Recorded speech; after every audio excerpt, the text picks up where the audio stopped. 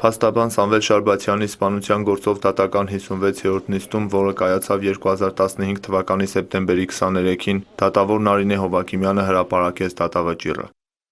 2015 թվականի սեպտեմբերի 23-ին Վանաձոր քաղաքում տրվված դատական նիստում քննելով քրեական գործից մեղադրանքի Արտակ Սամվելի Բերանյանի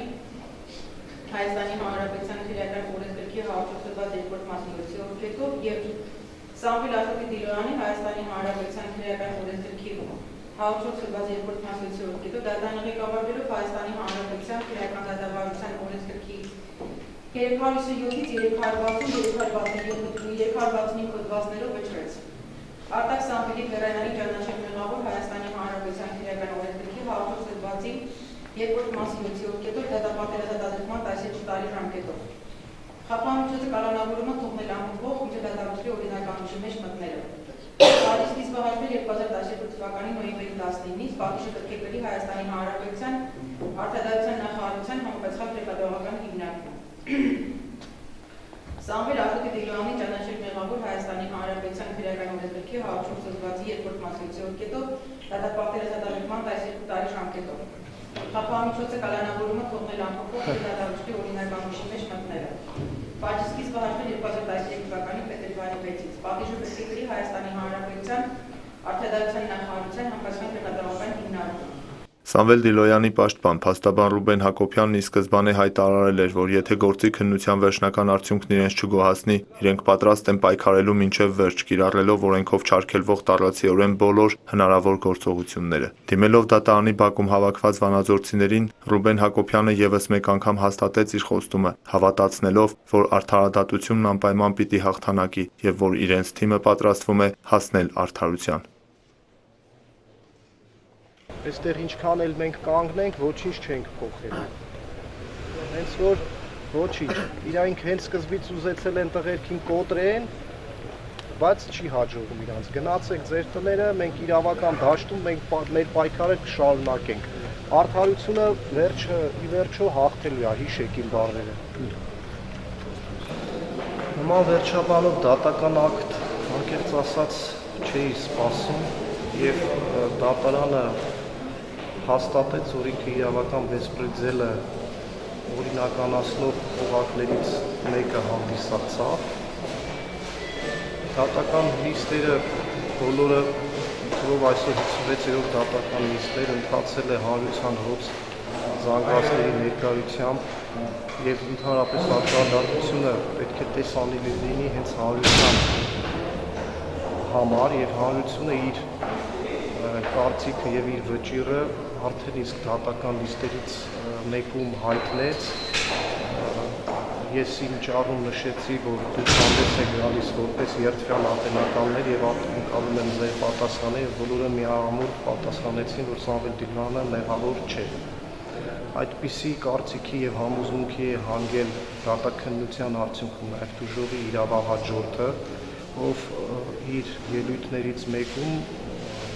հայտարարություններում եւ ճառում հայտնեց, որ ինքը ամաչում է, որ ժամանակին կասկածել է Սամվել Դիլոյանին եւ Արեն Բերանյանին, որպես իր եղբորսմանության մեջ հանցակից լինեն հանցակիցների, ամաչում է, որ այսպիսի խախտումներով եւ չարաշահումներով է նախաքննությունը տեղի ունեցել եւ ինքը դատաքննությամբ համոզվեց, որ Սամվել Դիլոյանը անմեղ է եւ հայտարարեց, որ ես պահանջում եմ, որպեսզի արդարացվի Համաստանյաններից Սամվել Դիլոյանը։ Նաեւ ցուցադրաբար պատրեց Սամվել Դիլոյանին որպես մեղադրյալ ներգրավելու նոր որոշումը դատարանում մեղադրողի կողմից ներկայացված որոշումը ի ցույց իր անհամաձայնության։ Դատական քննության ընթացքում, երբ որ սպառվեց մեղադրական եզրակացության մեջ մեղադրանքի կողմի ապացույցների հետազոտումը,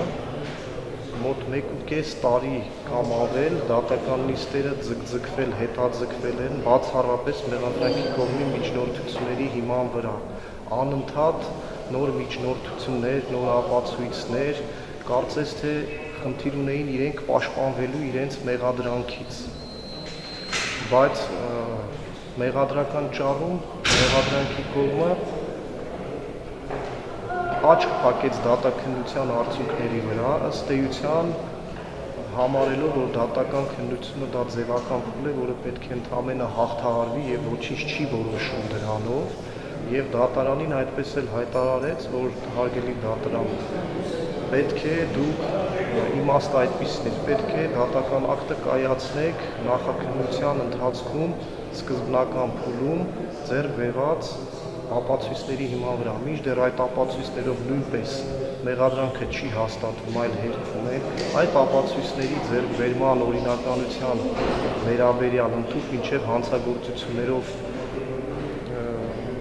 ուղեկցվող գործողությունների արդյունքում ապացույցներ հավաքելու մասին պաշտպանական կողմը բազմիցս հայտարարել, նույնիսկ գրավոր հաղորդումներ են ներկայացրել եւ ներկայումս քրեական գործեր են քննվում հատուկ քննչական ծառայությունում։ Բայց դատարան այդ մեսիջը իրոք ընկալեց որպես պարտադրանք, կայացրեց դատական ակտ, որը ես չեմ կարող պատկերացնել ինչ պետք է, ինչով պետք է պատճառաբանի, ինչ ապացույցների հիման վրա։ Դատարանը ապացուցեց, որ այս քրեական գործով նա հանդես է եկել որպես դատախազության կցորդ կազմակերպություն եւ մեղադրական ճառը որպես նոտար ընդհանրապես վավերացրեց։ Հանրության աչքի առաջ դատական համակարգի հեղինակությունը սասանվում է այսպիսի դատական ակտերով։ Հենց սկզբից մենք հայտարարել ենք, որ Ամբաստանյան Սամվել Դիլյանի եւ Արեն Վերանյանի անմեղությունը հաստատելու համար պայքարելու ենք օրենքով չափված բոլոր միջոցներով, բոլոր ատյաններով։ Եվ մեր պայքարը իրավական դաշտում շարունակվելու է, ստանանք դատական ակտը 5-օրյա ժամկետում եւ կներկայացնենք վերաքննիչ բողոք եւ պայքարը կշարունակի վերաքննիչ քրեական դատարանում։ Դատաքննության ընթացքում դատաքննության բոլորի աչքի առաջ հաստատվեց, որ այն ապացույցները, որոնց վրա հեղինում է մեղադրանքի կողմը, կամ շինծու են, կամ անարժանահավատ են, կամ անթույլատրելի եւ ոչ բավարար, իսկ մյուս ապացույցները նույնիսկ նախաքննական մարմնի վկայում են այն մասին, որ Սամվել Դիլյանը եւ Արեն Վերանյանը որևէ առնչություն չունեն Սամվել Շարբացյանի սպանության դեպքի հետ։ Ես կոչ կանեմ մեր համաքաղաքացիներին, որ եւ ընդհանրապես մեր ժողովրդին, որ ովքեր ուշ-ուշով հետևում են այս դատական process-ին, որ չհուսահատվեն, դեռ սա ընդհանրապես պատերազմում ճակատամարտի